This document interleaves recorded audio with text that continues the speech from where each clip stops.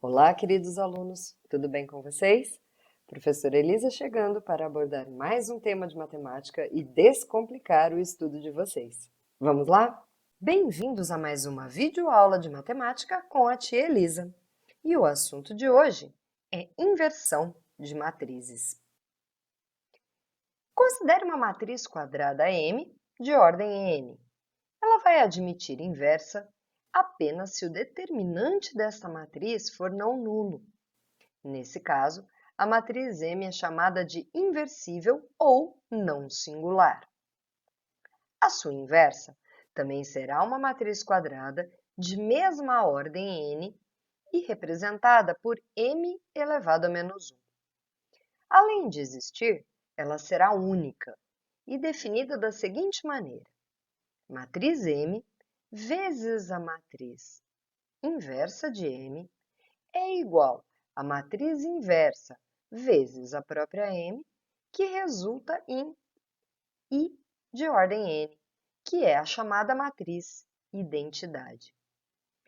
Se o determinante da matriz M for igual a zero, então a matriz M não tem inversa, e nesse caso ela é chamada de não inversível ou singular. Existem basicamente dois métodos para determinar a inversa de uma matriz. Veremos esses métodos a seguir. Primeiro método, pela definição, utilizando um sistema. Esse método é muito bom para determinar a inversa de matrizes de ordem 2, mas ele se torna um tanto quanto complicado para matrizes de ordem maior. Vamos utilizar um exemplo para analisar em que consiste esse método. Nosso exemplo: calcule, se possível, a inversa desta matriz A. Para saber se a matriz admite inversa, precisamos primeiro calcular o seu determinante. O determinante de uma matriz de ordem 2 é calculado multiplicando-se os elementos da diagonal principal, neste caso, 1 vezes 0, 0, multiplicando os elementos da diagonal secundária, neste caso, 3 vezes 2, 6, e subtraindo do resultado obtido na diagonal principal o resultado obtido na diagonal secundária, resultando em menos 6. Como isso é diferente de zero, a matriz admite inversa.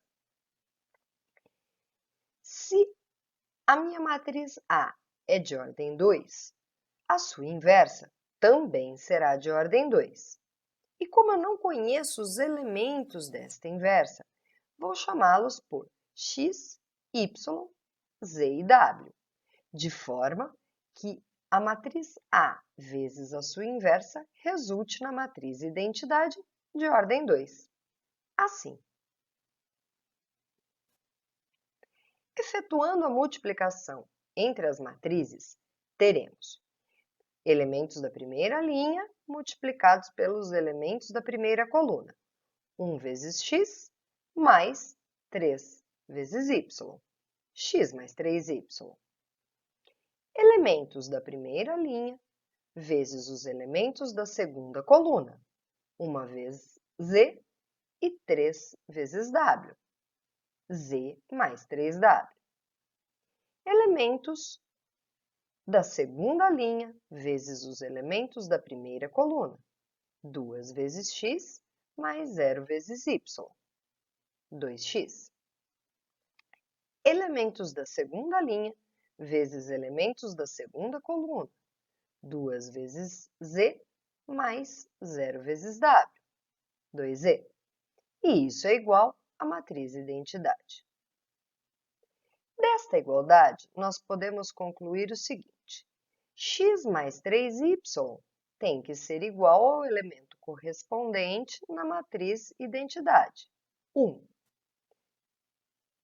2x será igual, então, ao seu correspondente, 0. E também z mais 3w igual ao seu correspondente na identidade, 0. E 2z igual ao seu correspondente, que é 1. Do primeiro sistema, nós temos que, se 2x é igual a zero, x, então, tem que ser igual a zero. E substituindo esse valor na primeira equação do sisteminha, eu tenho 0 mais 3y igual a 1. Logo, meu y é 1/3. Do segundo sistema, teremos, se 2z é igual a 1, z é igual a meio. Substituindo o valor de z na outra equação, eu tenho meio mais 3w igual a zero. Logo, w é igual a menos 1/6. Se eu substituir esses valores encontrados na minha matriz inversa, xyzw, eu obtenho a inversa da A, que seria 0, 1/3, meio menos 1/6. Note que a ordem da matriz determina a quantidade de sistemas que temos para resolver. Como essa matriz era de ordem 2, nós resolvemos 2 sistemas. Por isso, em geral, esse método ele não é aconselhável para matrizes de ordem maior que 2, porque teríamos muitos sistemas para resolver. Por isso, temos um segundo método.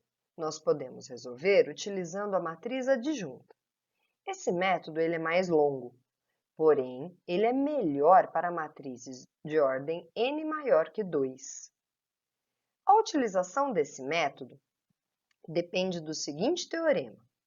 A matriz inversa ela é igual à matriz adjunta, que é representada por m com uma barrinha em cima, vezes 1 sobre o determinante de m. Ou seja, a matriz adjunta terá seus elementos divididos pelo determinante de m. Essa matriz adjunta ela é a transposta da matriz dos cofatores de m. O método para se calcular a inversa, usando uma matriz adjunta, consiste de 4 etapas. Na primeira, calculamos o determinante da matriz m. Em seguida, eu vou calcular uma matriz chamada de C, que é a matriz dos cofatores de m. Depois, eu preciso determinar a adjunta de m, transpondo a matriz C. E, por fim, vou calcular a inversa de m, dividindo todos os elementos da adjunta pelo determinante de m. Vamos utilizar o mesmo exemplo anterior para analisar esse método. Então, calcule, se possível, a inversa desta matriz A. Como nós já sabemos, o determinante dessa matriz dá menos 6, que é diferente de zero. Logo, a matriz vai admitir inversa. Vamos para a segunda etapa, calcular os cofatores da matriz A e montar a chamada matriz C dos cofatores. Os cofatores seriam A maiúsculo 1, 1, A maiúsculo 1, 2, A maiúsculo 2, 1 e A maiúsculo 2, 2. Cada cofator ele é determinado pelo produto de menos 1 elevado a i mais j, lembrando, i e j correspondem à posição do elemento. Então, neste caso aqui, eu teria i valendo 1 e j valendo 1. Neste outro caso, eu teria meu i valendo 1 e o meu j valendo 2. Então, eu vou fazer o produto de menos 1 elevado a i mais j, vezes o determinante de uma matriz obtida, eliminando a linha i e a coluna j da matriz A. Vamos montar, então, a matriz dos cofatores de A. Seguindo a nossa regrinha, que eu deixei aqui em cima, eu vou fazer. O cofator A1, 1, ele é dado por menos 1 elevado a 1 mais 1. Aí eu pego a matriz A, elimino a linha 1 e a coluna 1, sobra apenas esse zero. Então, eu vou ficar com menos 1 elevado ao quadrado, 1 mais 1, 2. vezes o determinante da matriz que sobrou aqui. Essa matriz é de ordem 1. O determinante é o valor do único número que há dentro dela. Então, menos 1 elevado ao quadrado, 1, vezes o determinante, 0. O primeiro cofator vale 0. Vamos ao segundo cofator, A, 1, 2. Ele é dado por menos 1 elevado a 1 mais 2, vezes o determinante obtido eliminando primeira linha e segunda coluna da matriz A. Vai sobrar uma matriz de ordem 1, cujo único elemento é o 2. Menos 1 elevado ao cubo, menos 1. O determinante de uma matriz de ordem 1 é o valor do único número que há dentro dela. Neste caso, 2. Menos 1 vezes 2, menos 2. O próximo cofator, A2, 1. Menos 1 elevado a 2 mais 1, vezes o determinante obtido eliminando primeira coluna, segunda linha da matriz A. Vai sobrar apenas o elemento 3. Então, eu tenho menos 1 elevado ao cubo, 2 mais 1, 3, vezes o determinante dessa matriz de ordem 1, que vale 3. Menos 1 vezes 3, menos 3. E o último cofator é o A22, que será menos 1 elevado a 2 mais 2, vezes o determinante da matriz obtida, eliminando segunda linha e segunda coluna da matriz A. Vai restar apenas o elemento 1. Então, eu fico menos 1 elevado a 2 mais 2, menos 1 à quarta, que dá 1, vezes o determinante da matriz unitária 1, que é 1. 1 vezes 1, 1. Então, a matriz dos cofatores será C igual 0 menos 3 menos 2, 1. Agora, eu vou montar a matriz adjunta, transpondo a matriz dos cofatores. O que era linha vira coluna. Então, voltando, se a minha matriz C tinha como primeira linha 0 menos 2, a transposta terá como primeira coluna 0 menos 2. Se a matriz C tinha como segunda linha menos 3 e 1, a transposta terá como segunda coluna menos 3 e 1. E essa é a matriz adjunta. Para chegar na matriz inversa, eu preciso dividir todos os elementos da matriz adjunta pelo determinante, que era menos 6. Então, eu fico com 0 dividido por menos 6, 0. Menos 3 dividido por menos 6, meio. Menos 2 dividido por menos 6, 1/3.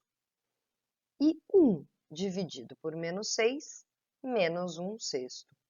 Essa, então, é a matriz inversa de A. Vou deixar alguns exercícios para vocês fazerem para treinar. O primeiro, eu vou deixar algumas matrizes para que você calcule o valor de x, de forma que essas matrizes sejam singulares. No segundo exercício, eu peço que você calcule, se existir, a inversa das matrizes dadas usando o método do sistema. E no terceiro exercício, eu também apresento algumas matrizes e peço para calcular a inversa. Porém, no exercício 3, use o método da matriz adjunta. No exercício 4, eu tenho uma questão que caiu no Cefet de Minas Gerais. E no exercício 5, uma questão que caiu na Universidade Federal de Viçosa. E por hoje foi isso. Espero que tenha ajudado. Aqui em cima no card eu vou deixar o link do vídeo com a correção dos exercícios. E não se esqueça que a titia ama vocês. Até a próxima!